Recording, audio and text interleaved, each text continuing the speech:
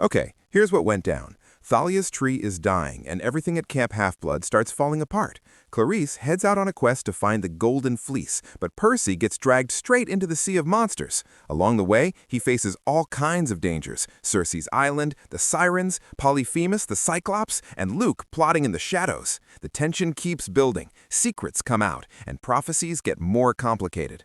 The big twist? Percy gives up the fleece to save Annabeth, flipping the whole mission on its head.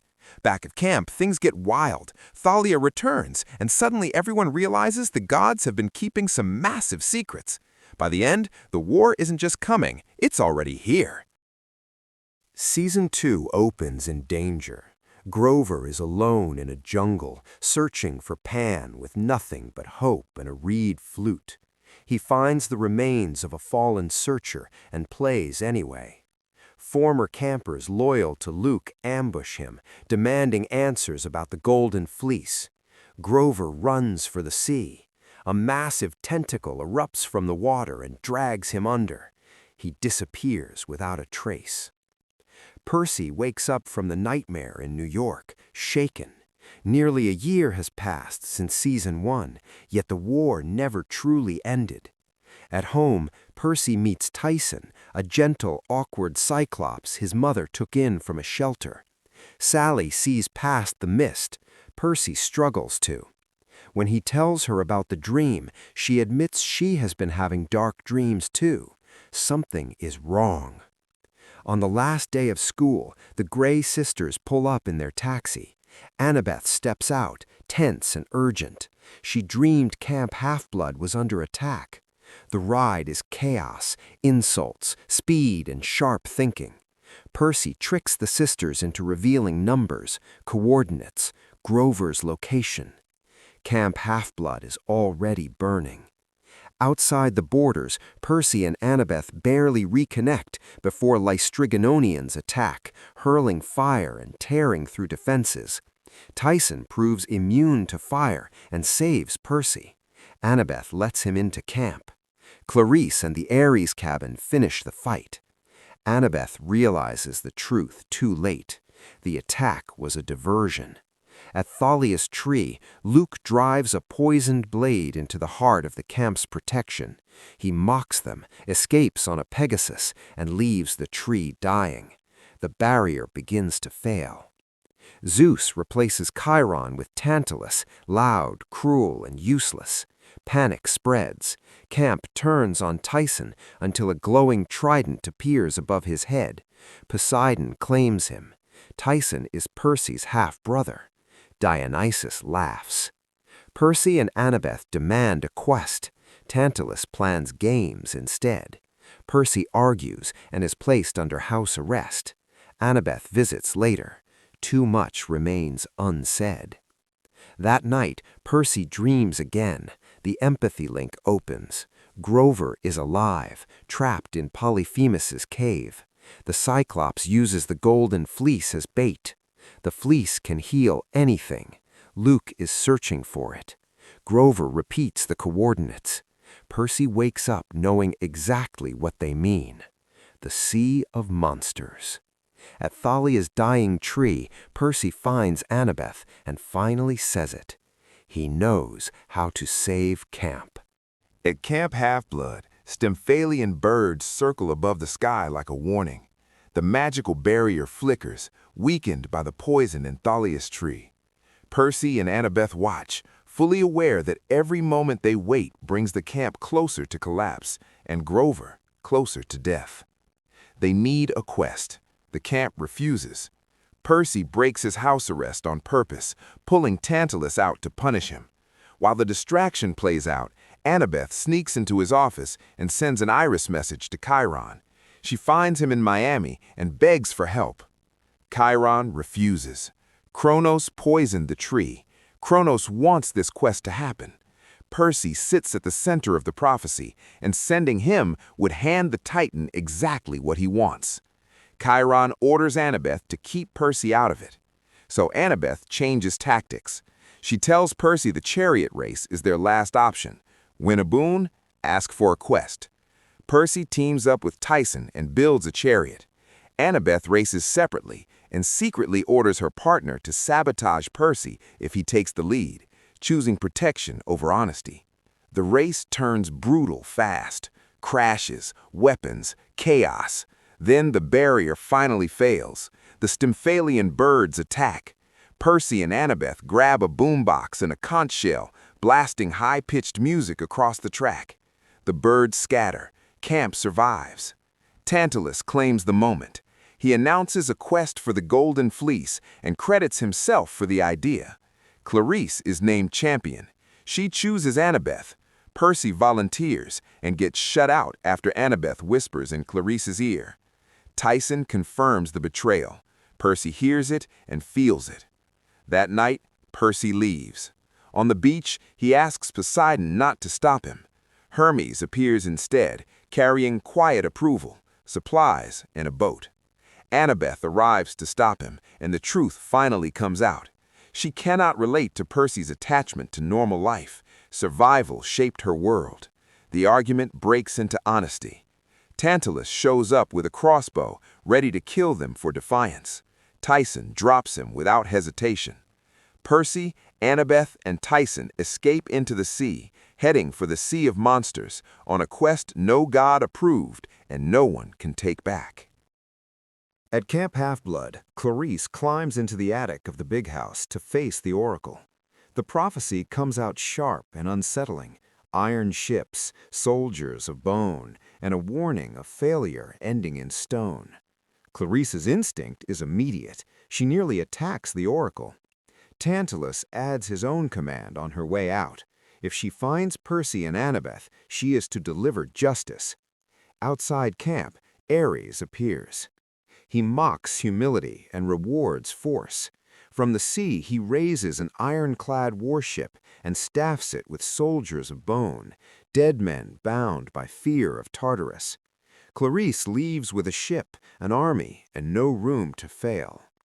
Meanwhile, Percy, Annabeth, and Tyson board the Princess Andromeda, expecting a smooth trip from Hermes. Tyson smells monsters instantly. The mist hides them as tourists, but the danger is everywhere. Annabeth is recognized by Allison Sims, a former camper. Percy realizes through his empathy link that she helped capture Grover and now serves Luke. The fight is quick and brutal. Allison goes overboard. In her bag, they find a gold card marked with Kronos. The ship belongs to Luke. Using the card, they reach the Admiral's suite and come face to face with him. Luke separates Tyson and shows Percy and Annabeth a massive sarcophagus built to restore Kronos. He explains the plan. The Golden Fleece heals anything. He poisoned Thalia's tree to force a quest and draw it out. Luke offers Percy a place in a new order where demigods matter and the gods lose control. He mentions the great prophecy and realizes Annabeth knows it. Percy does not. The escape comes from Tyson.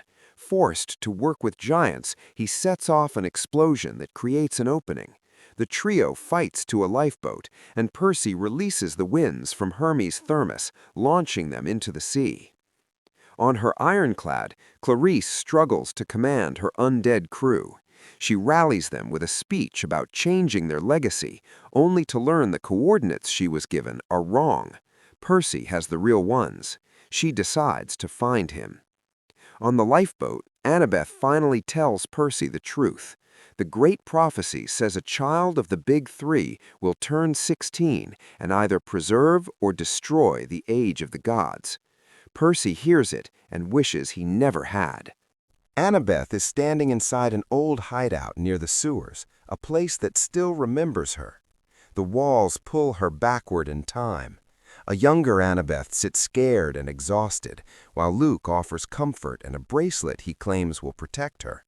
Thalia arrives soon after, loud and fearless, and then Grover appears with the promise of Camp Half-Blood, safety, belonging, a future. Back in the present, Annabeth finds that same bracelet buried in the hideout. The lie still weighs the same. On the beach, Percy and Tyson barely have time to talk before the lifeboat explodes behind them. Clarice arrives in force, her ironclad looming offshore, crewed by undead sailors who march on command. She wants the real coordinates. Percy gives her a fight instead. He challenges her to single combat and pokes at old wounds, reminding her he once beat Ares himself. Their duel is fast, brutal, and evenly matched. While Clarice is distracted, Annabeth slips into the shadows with her invisibility cap and quietly takes out the undead sailors who actually know how to run the ship. With her crew crippled, Clarice has no choice. She brings Percy, Annabeth, and Tyson aboard. The alliance is tense from the first step. As they approach the Sea of Monsters, the choice becomes unavoidable: Scylla or Charybdis. Annabeth argues for strategy. Scylla can be passed if 6 sailors are sacrificed. Cold math, controlled loss. Clarice refuses outright. She promised her crew glory and Elysium. She will not trade them away. The journey pulls memories to the surface.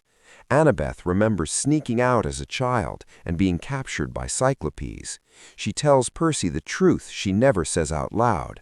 Thalia sacrificed herself because Annabeth made mistakes.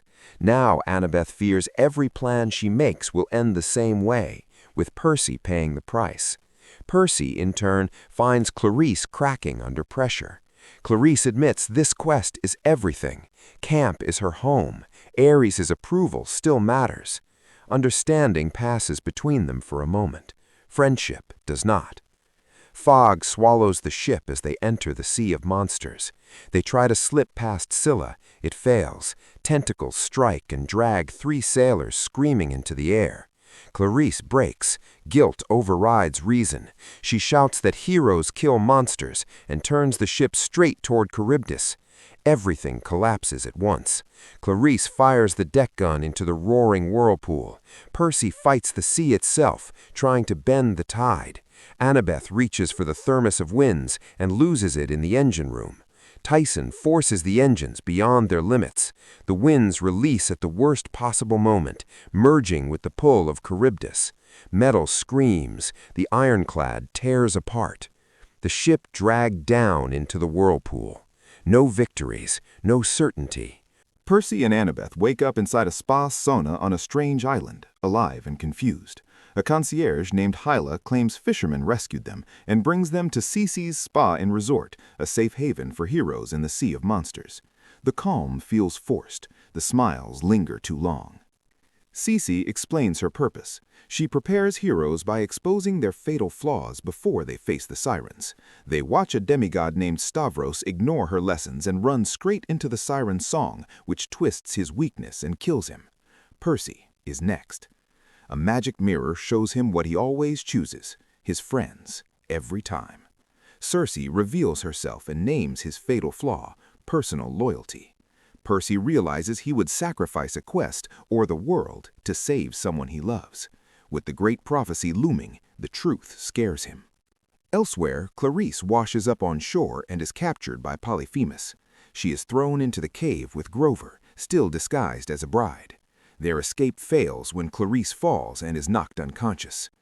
Back at the spa, Percy notices the pattern. Heroes are not trained here. They are trapped so Circe will not be alone. He confronts her and is turned into a guinea pig for it, caged with other victims, including Blackbeard. Annabeth stays calm. She tells Circe she already knows her flaw: pride. While talking, she spots Percy manipulating water in a bottle and sees Riptide on Circe's desk. Using Hermes' magic vitamins, she restores Percy and the others. They escape the island. In the cave, Clarice awakes and realizes the truth. Grover sounds wrong. When he calls Ares merciful, she tears open the wardrobe and frees the real Grover. Polyphemus reveals he has been pretending and using them as bait for Percy. Percy and Annabeth steal magical beeswax and flee by boat. There is only enough for one person. Circe steals it back before Annabeth can use it. The sirens sing. Annabeth resists visions of her friends, then breaks when Athena appears and praises her. A siren attacks. Percy breaks free and saves her. Afterward, Percy admits focusing on Annabeth kept the song out. Loyalty protected him this time. The currents carry them forward. Polyphemus's island rises ahead. Tyson wakes at the ocean floor, alive, calm, and breathing water like it was always meant to be this way. His Cyclops nature finally makes sense. Above the waves, Percy dreams of Camp Half-Blood in ruins. A cloaked figure attacks him. When the hood falls, it is Thalia. The warning feels personal. The future is no longer distant. On Polyphemus's island, the truth comes out. Inside the cave, the Cyclops tells Grover and Clarice exactly what they are. Bait. He wants Percy. He also reveals the golden fleece was left on the island by Pan himself, sacred and powerful, and close enough to tempt anyone foolish enough to try. At dawn, Percy and Annabeth arrive. To hide their scent, they wrap themselves in sheep fleeces and move through the island quietly. Annabeth receives an iris message from Luke, warning her to turn back. Percy ends it immediately. Distrust wins. The tension lingers. They reach the cave roof and look down. Percy sees Grover and Clarice trapped below, but misses their frantic warnings. Annabeth spots gold paint dripping from the fleece hanging in the cave and realizes the trap too late. The fleece is fake. Polyphemus returns. Annabeth moves first. She uses her invisibility cap and taunts Polyphemus, calling him nobody and invoking Odysseus's old humiliation. Rage works. She pulls him away long enough for Percy to drop into the cave. Grover follows his senses and finds the real golden fleece hidden deep in the stone. The fight explodes. Polyphemus charges back and strikes Annabeth down, knocking her unconscious. As he moves to finish her, Tyson appears. He tackles the Cyclops without hesitation. Polyphemus calls out to him as kin. Tyson answers clearly, "Percy is my brother." They crash through the edge of the cliff and vanish below. Then Luke arrives. He finds Annabeth dying and makes it simple. Only the fleece can save her. Clarice refuses to hand it over. Percy does not hesitate. His fatal flaw takes control. He grabs the fleece and gives it to Luke. Annabeth heals instantly. Luke takes her and the fleece and leaves. Afterward, the stone trapping Percy, Grover, and Clarice shifts. Tyson returns again, alive, and frees them. Luke's ship is already pulling away. Escape feels impossible. Tyson smiles and calls to the sea. Hippocampi rise from the water, fast and powerful, a gift from the ocean, a chance to chase what was stolen. Inside Annabeth's memory, Thalia becomes the tree that protects Camp Half-Blood. Annabeth wakes up restrained on Luke's ship. The golden fleece covers her body. Luke believes it protects her. His lieutenant Allison pushes him to move it onto Kronos' sarcophagus. Healing the Titan matters more than saving Annabeth. Luke hesitates, doubt flickering. Percy sneaks aboard using the invisibility cap. He frees Annabeth. She reveals her vision. The fleece can bring Thalia back. Luke enters. Annabeth begs him to listen. Kronos listens instead. Through the fleece, the Titan orders Annabeth's death. Clarice overhears. She intercepts Allison's crew and embraces the odds. 5 against 1 suits her perfectly. She wins through force and loyalty. Below deck, Percy confronts Kronos' sarcophagus. The Titan offers the full great prophecy in exchange for the fleece. Percy refuses. He takes it. Luke arrives. They fight. Percy escapes toward the elevator. Luke stabs him through the closing doors. Earlier events explain the rescue. Percy, Clarice, Grover, and Tyson reach the ship using Hippocampi. They capture a crew member and learn where Annabeth is held. Percy challenges Clarice using her prophecy. She agrees to a plan, then steals the keycard and goes alone. Percy sneaks aboard separately. He frees a chained Pegasus named Blackjack. Poseidon's blood lets Percy communicate with him. A bond forms instantly. Grover and Tyson struggle to secure an escape. They use an iris message to call Sally Jackson. She understands the danger immediately and comes to help. Back on deck, Percy uses the fleece to heal his wound. Enemies close in. Blackjack rescues them. Percy hands the fleece to Clarice, insisting she finish the quest. He reframes her prophecy. Her friends help her succeed. She flies home alone because she earned it. Clarice departs. The others reunite with Sally. Hope fills the car as they head toward camp. Annabeth believes Thalia can return. Grover agrees. Percy stays silent, haunted by a nightmare where Thalia attacked him. Luke confronts Kronos over the fleece's hidden power. The Titan dismisses him. Doubt earns punishment. Kronos orders Luke to attack Camp Half-Blood and kill Percy Jackson. Percy, Annabeth, Tyson, Grover, and Sally are racing toward Camp Half-Blood when the road itself becomes a warning. Blackjack lies stranded ahead, wings injured, exhausted. Clarice already passed through. She is on foot. She still has the golden fleece. Time is bleeding out. They reach camp and walk straight into war. Luke's army has already broken the perimeter. Monsters flood the grounds. Demigods fight demigods. The camp is tearing itself apart from the inside. In a moment of cruel irony, Tantalus celebrates what he thinks is divine forgiveness. A Lystragonian fireball answers him instead. He never finishes the sentence. Percy steps into the big house and takes control. No hesitation, no panic. He rallies the campers, gives orders, turns fear into movement. This is not the kid who arrived here confused and angry. This is someone the camp listens to. Clarice reaches Thalia's tree and walks into betrayal. Chris Rodriguez reveals himself. Fellow campers turn their weapons on her. Luke's influence runs deeper than anyone realized. Annabeth and Grover arrive just in time. The fleece stays in Clarice's hands. The battlefield explodes. Luke finds Percy. This fight is personal now. Luke dominates him, landing blow after blow, controlled, ruthless. Percy is losing until Tyson crashes into the fight and pulls his brother back from the edge. Nearby, Annabeth goes down, struck by an arrow. The cost keeps climbing. With monsters closing in and the camp seconds from collapse, Percy makes the call. He hands Clarice the fleece and tells her to finish the quest. She binds it to her spear and throws. The tree ignites with power. Roots crack. Light tears through the sky. Thalia Grace erupts from the trunk in a surge of lightning and fury. Her first word is never. The blast knocks Percy unconscious. The war stops breathing.